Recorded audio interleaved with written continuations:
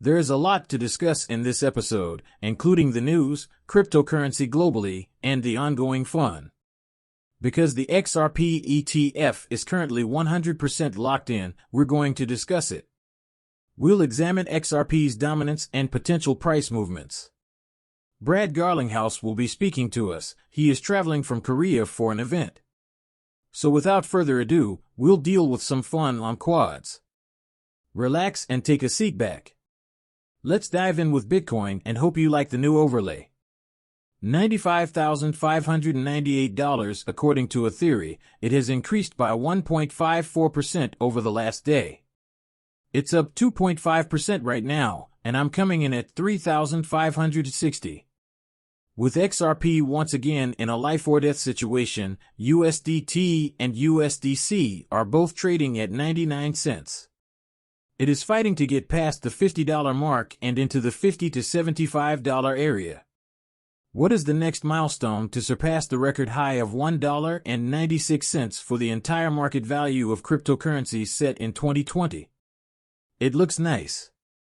Up there are a lot of threes.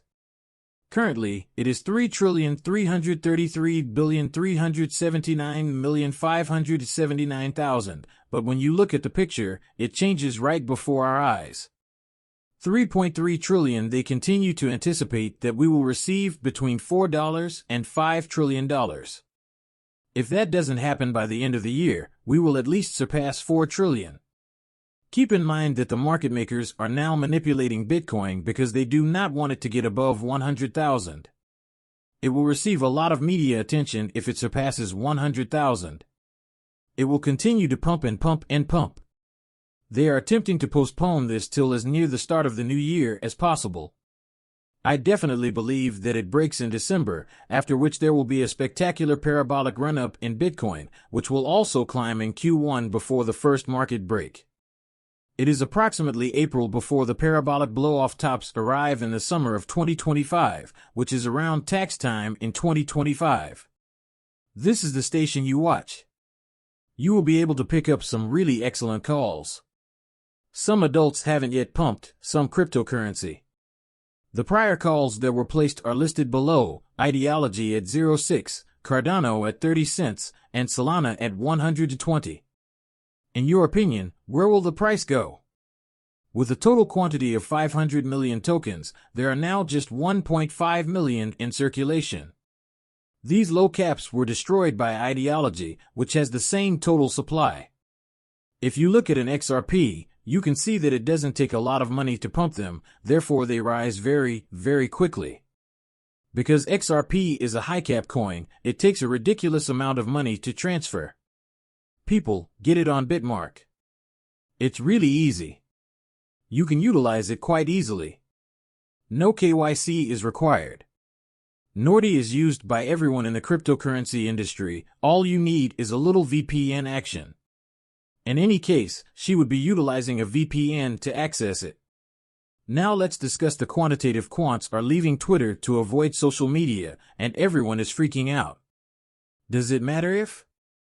Your cryptocurrency depends entirely on a business on Twitter on X to pump it and increase its value.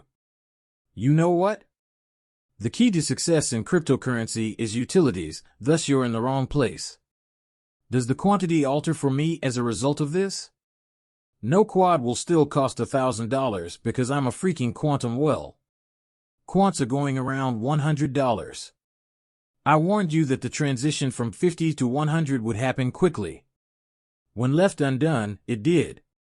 All of the alternates are taking a brief respite and rest. We'll be in the $200 to $300 zone the next time this thing pushes higher. Next thing, we'll be at 600, and after that, we'll be discussing smashing the all-time high. It's moving up to more than $1,000, you know. If they quit Twitter, so what? It has no meaning whatsoever. I'm going to be honest with anyone who filed the Quant Twitter account and I didn't. Tell me that I was on Twitter. On it, they never post. Since they never utilized it, their departure is equivalent to their failure to use it at all. People, since there is so much FUD out there and everyone is attempting to dislodge you from your positions and get you to leave your quant bags, I chose to ignore it. Avoid doing it. In this video from Korean Blockchain Week, Brad Garlinghouse claims that Ripple was already utilizing stablecoins in their payment processes. At one point, Ripple held 20% of all USDC in circulation. Have you heard it? Ripple was minting 20% of all USDC. I was unaware of that. That is a huge figure, but I was unaware of it. Therefore, we DC need to find someone to take the position of those who are giving them money and assist in maintaining that peg. Since Ripple intends to convert all of its funds to the RLUSD, which Ripple will be supporting itself. The liquidity will be supplied by them. Pay attention.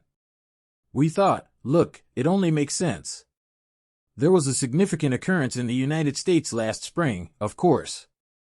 When the USDC depegged a year and a half ago, numerous financial institutions were already collaborating to capitalize on that market. We are therefore extremely close to releasing that style. My final statement regarding this Ripple is that we have always been in the payments industry since our founding.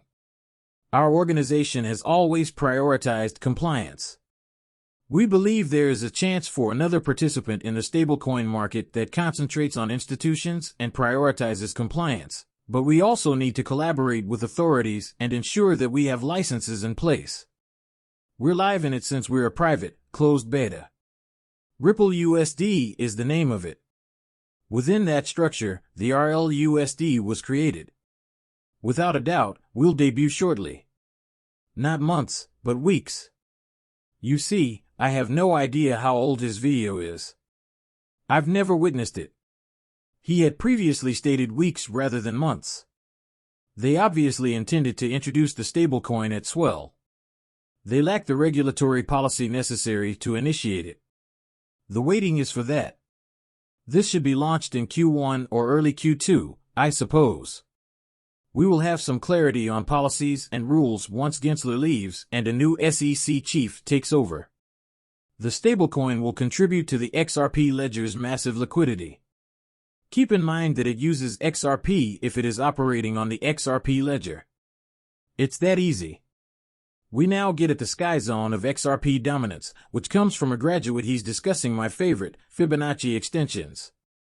For a better understanding of the XRP dominance path, he explains, I'm taking the November 2020 high and extending it to June 2024. How intriguing is that?